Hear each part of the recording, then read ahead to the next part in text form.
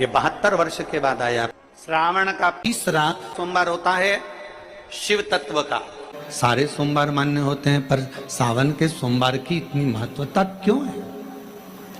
शिव जी की जो आराधना करी, श्रावण के महीने में जो शंकर भगवान की आराधना में डूबे हो, शिव आराधना कर रहे हो, शिव जी को जल चढ़ा रहे हो, अपने अपने गांव में, नगर में, शहर में, अपने मोहल्ले में शंकर का दर्शन करने के लिए जा रहे हो, शिवालय तक जा रहे हो, शंकर के मंदिर में जाकर हर हर महादेव कह रहे हो, शिव के मंदिर में जाकर 3 बार ताली का नाद कर रहे हो। जो ताली स्वयं अमरनाथ जी की गुफा में भगवान शंकर पार्वती को जब कथा श्रवण कराने के लिए बैठे थे, तब भगवान शिव ने 3 बार ताली का नाद करा था। क्यों? क्योंकि पार्वती, ये 3 तालियां मैं इसलिए बजा रहा हूं कि तेरे भीतर के सारे जितने भी पूर्व में तू जन्म ले चुकी है, वो सारे जन्म को बिसराकर इस जन्म को याद कर कर तू मेरा भजन कर कर मुझ में समाहित रहे।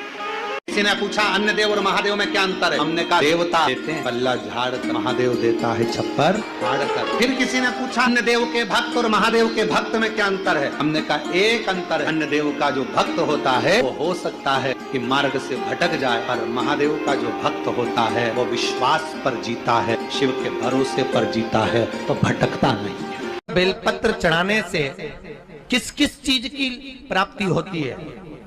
किस किस चीज की प्राप्ति? शिव महापुराण की कथा कहती है, एक बेलपत्र यदि शिव को समर्पित करा जाता है तो रिद्धि तुम्हारे घर में प्रवेश कर जाती है। दूसरा बेलपत्र जब हम समर्पित करते हैं तो सिद्धि तुम्हारे घर में प्रवेश कर जाती है। तीसरा बेलपत्र यदि हम समर्पित करते हैं तो श्री गणेश हमारे घर में प्रवेश कर जाते हैं।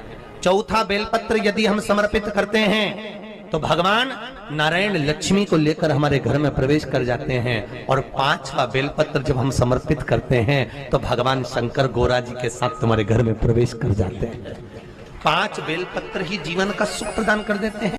किसी भी शंकर के मंदिर में जाओ, सावन के महीने में भक्ति दुगनी करो, जल दुगना करो, मंत्र जाप दुगना करो। श्री शिवाय नमस्तुभ्यम में भगवान शंकर वर्णन करते हैं ब्रह्मा और भगवान नारायण की साक्षी में, जिसके घर में शिवलिंग होगा, जो शंकर के मंदिर में 1 लोटा जल चढ़ाने के लिए जाएगा, जो शिव महापुराण की कथा को श्रवण करने के लिए जाएगा, उसके घर में दोनों देवियां एक साथ कदम रखकर प्रवेश कर जाएगी।